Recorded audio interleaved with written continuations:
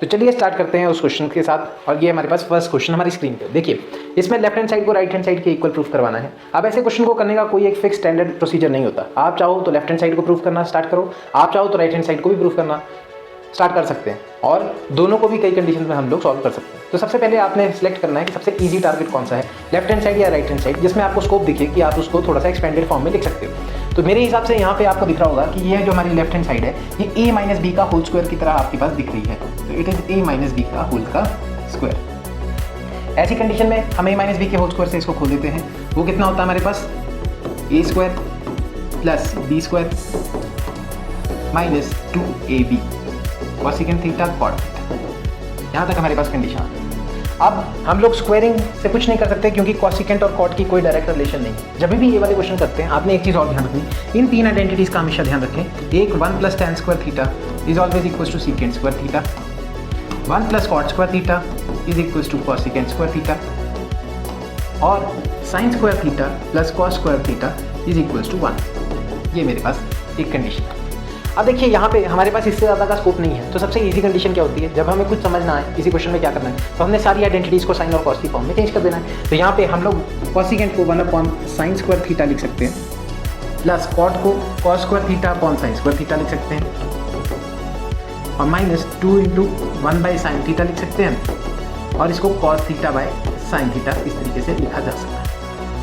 LCM ले सकते हैं पूरी इक्वेशन का, तो हम लोग एलसीएम ले लेंगे। इसको अगर मैं सॉल्व करके लिखूं तो cos इंटू 1 कॉस और sine into sine square theta, तो अगर मैं यहाँ पे इसको लिखूं तो it becomes cos theta upon sine square theta. अब ओवरऑल एलसीएम अगर मैं लूँ तो हमारे पास ओवरऑल एलसीएम में कितना आ जाता है, साइन स्क्वायर थीटा, और ऊपर क्या बनेगा 1 plus cos square theta minus 2 cos theta. ये हमारे पास एक सिंपल सा प्रोसीजर है। अब यहाँ पे देखिए हम लोगों को करना कुछ नहीं है। अगर हम इसको थोड़ा सा हाईएस्ट पावर को सबसे पहले, उसके बाद लोएस्ट, और उसके बाद सबसे लोएस्ट पावर की तरफ अरेंज करने के साथ लिखें, तो हम लोग इसको लिख सकते हैं cos square theta minus 2 cos theta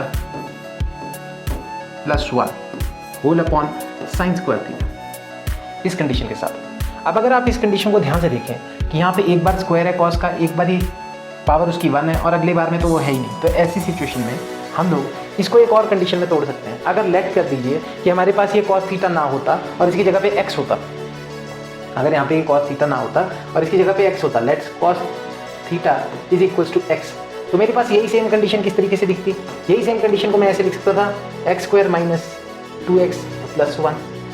अभी भी अगर हम लोग इसी कंडीशन को इसी फॉर्मेट में देखें तो ये एक क्वाड्रेटिक इक्वेशन बनती है जिसकी हम मिडिल टर्म स्प्लिटिंग कर सकते हैं। तो बस हमने भी इसकी मिडिल टर्म स्प्लिटिंग करनी है। बस कॉस थीटा और कॉस थीटा की जगह पे हमने उसको x मान देना है। तो जिसके आगे कुछ नहीं उसके आगे 1, फर्स्ट इंटू लास्ट टर्म, उसके अकॉर्डिंगली हम इसको स्प्लिट करके लिख सकते हैं। ऐसी कंडीशन में हमारे पास क्या कंडीशन बनेगी, देखिए हमारे पास कंडीशन बनती है cos square theta minus cos theta minus cos theta plus 1 whole upon sine square theta. ये हमारे पास कंडीशन बन जाएगी। कंडीशन को पहली 2 टर्म्स जो हमारे पास ये वाली है और दूसरी 2 टर्म्स में से कॉमन निकालेंगे, तो हम लोग cos थीटा को कॉमन निकाल सकते हैं। अंदर क्या बचेगा, cos थीटा माइनस 1। यहाँ पे भी हम लोग माइनस 1 को कॉमन निकालेंगे, तो अंदर हमारे पास cos theta minus 1 whole upon sine square theta. ये हमारे पास कंडीशन बन जाएगी। अब अगर ऐसी सिचुएशन को आप देख सकते हैं तो हमारे पास इस कंडीशन को क्या बोल देंगे, इस कंडीशन को हम लोग इस तरीके से भी लिख सकते हैं cos theta minus 1 into cos theta minus 1 whole upon sine square theta. देखिए दोनों ही टर्म से अगर मैं माइनस माइनस कॉमन ले लूँ, फर्स्ट टर्म से मैंने माइनस कॉमन लिया तो अंदर साइन चेंज हो जाएंगे 1 माइनस कॉस थीटा। दूसरी टर्म से भी अगर मैंने माइनस कॉमन ले लिया तो वो भी बाहर आ जाएगा मल्टीप्लिकेशन में माइनस, और अंदर साइन चेंज हो जाएंगे 1 माइनस कॉस थीटा, और अपॉन में हमारे पास आ जाएगा साइन स्क्वायर थीटा। तो माइनस इंटू माइनस जो होते हैं प्लस हो जाते हैं। अब ऐसी सिचुएशन में हम इसको लिखेंगे 1 माइनस कॉस थीटा का होल का square upon sine square theta को मैं लिख सकता हूँ 1 माइनस कॉस स्क्वायर थीटा। कौन सी आइडेंटिटी के साथ, हमें पता है कि sign square theta plus cos square theta जो होता है वो 1 के बराबर होता है।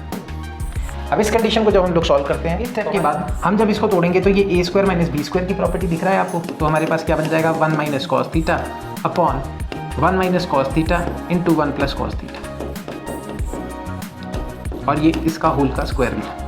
तो 1 माइनस कॉस थीटा से एक 1 माइनस कॉस थीटा कैंसिल, और हमारे पास जो इक्वेशन आएगी that will be 1 minus cos theta upon 1 plus cos theta. जो कि हमारे अकेडमी के इस पेज को लाइक और सब्सक्राइब जरूर करें।